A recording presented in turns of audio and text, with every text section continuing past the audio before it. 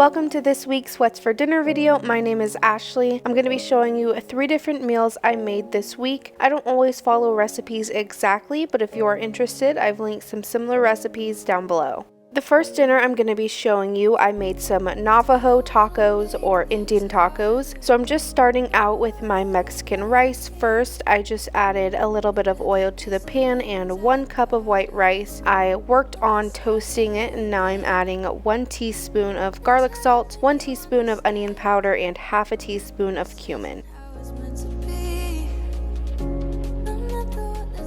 Once it becomes nice and fragrant, I'm going to add half a can of tomato sauce and stir that all around until it cooks down.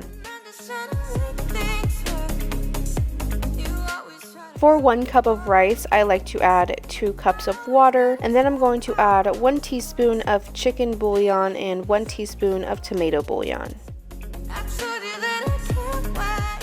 I'm going to mix this all together and make sure everything is well combined. I'm going to bring it up to a boil. Once it's at its simmer, I'm going to turn the heat down and put a lid on it for about 20 minutes and let it cook. I'm going to start working on my refried beans next. So I have these beans to put on the Navajo tacos, but also on the side of your plate. This is definitely the easiest way to make refried beans. I'm just going to sprinkle a little bit of cheese on top, and this will go in the oven at about 350 degrees. Now this is the part I've never done before, making Indian fry bread. I followed some measurements that were like 2 cups of flour, 3 teaspoons of baking powder, a teaspoon of salt, and then like 1 cup of water.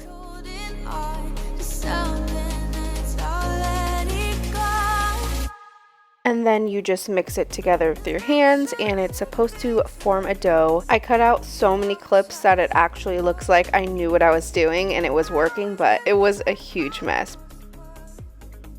So once the dough forms, you're just supposed to knead the dough and let it rest. Don't come for my kneading form, I don't know what I'm doing.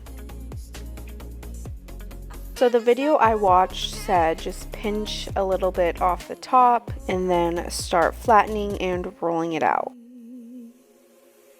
So I'm rolling it out to a disc size. They said about 1/2 inch thick. I don't really know how thick these were, but they did end up working out. And I'm going to spare you the rest of my rolling adventures. So then I'm just going to start frying them until they're nice and golden brown on both sides. And then I'm going to drip off the excess oil. This was my first time making these and they did come out pretty good, I'm not going to lie. If you've ever had a chalupa from Taco Bell, I would say this is what the texture is like, but this is how everything looked when it was done. I just cooked the chicken separately in my Instant Pot and then added the toppings. They were really good and I would definitely make them again. The next dinner, I made some pesto tortellini, some roasted zucchini, and some garlic bread. So I'm going to start off with my 1 zucchini. I'm just going to slice them and then I will start seasoning them. For roasting, I'm just going to drizzle a little bit of oil on them. The seasonings I'm using is this McCormick garlic and herb seasoning, some everything seasoning, and just a little bit of garlic salt. This is the everything seasoning from the brand Flavor Gods, and it's definitely my go-to seasoning.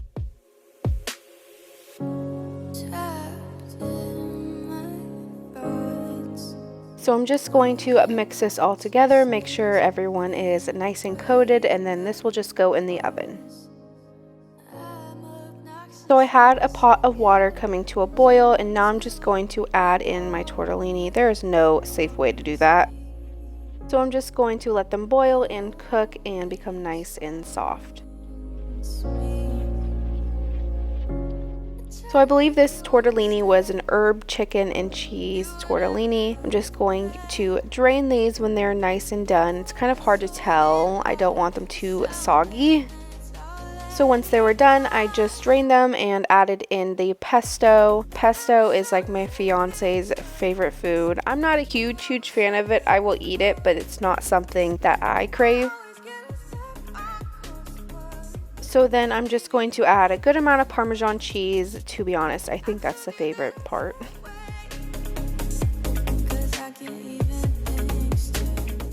While this was just about done, I put one piece of garlic bread in the oven for my fiance. This is how the pesto tortellini turned out and the roasted zucchini. I would probably cook them less next time. And everything turned out really good. The last dinner I'm going to show you is a regular of mine. It is chicken katsu. So I'm going to start off with my one chicken breast. I just trimmed the fat and now I'm going to butterfly it in half. I will take those halves and cut those in half as well.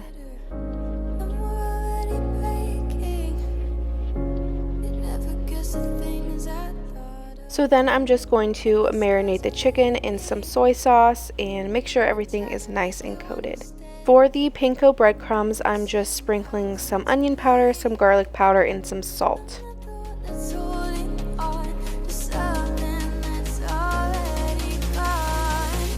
And for my binding agent, I'm just going to use 1 egg.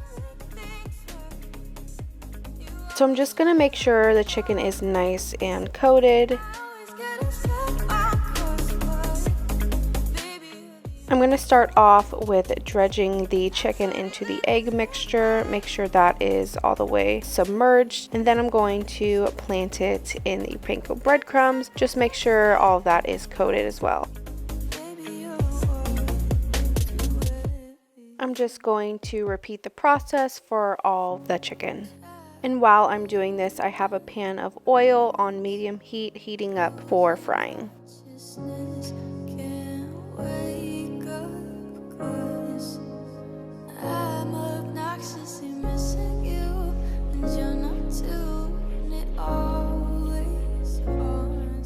So I'm actually going to make my own katsu sauce. This is not exactly katsu sauce, but it's just kind of what I use. I use some soy sauce, I added a little bit of water, some ketchup, some sriracha, some onion powder, and some honey.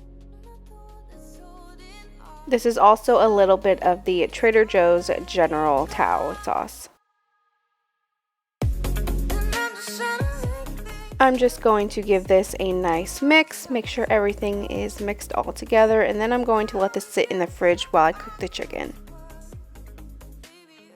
For my vegetable, I'm going to make some broccoli, just whatever I had left over. I'm going to drizzle a little bit of oil. I'm going to go light on the seasonings. I'm just going to use some regular salt, some garlic powder, and some onion powder.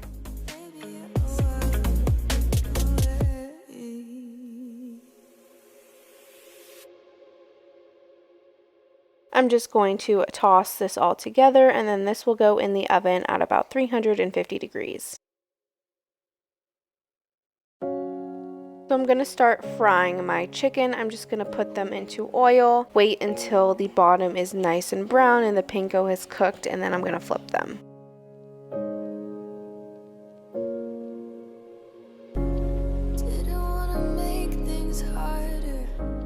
And then I'm just going to repeat the process with all of the chicken and make sure all the excess oil is dripped off.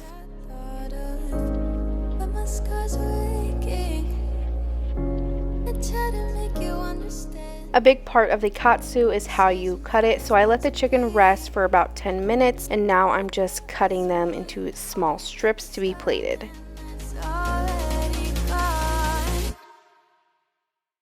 And then you just drizzle the sauce on top. This is how everything looked when it was done. I just made some pot stickers on the side. Thank you so much for watching this week's What's for Dinner video. Make sure you come back next week for another one.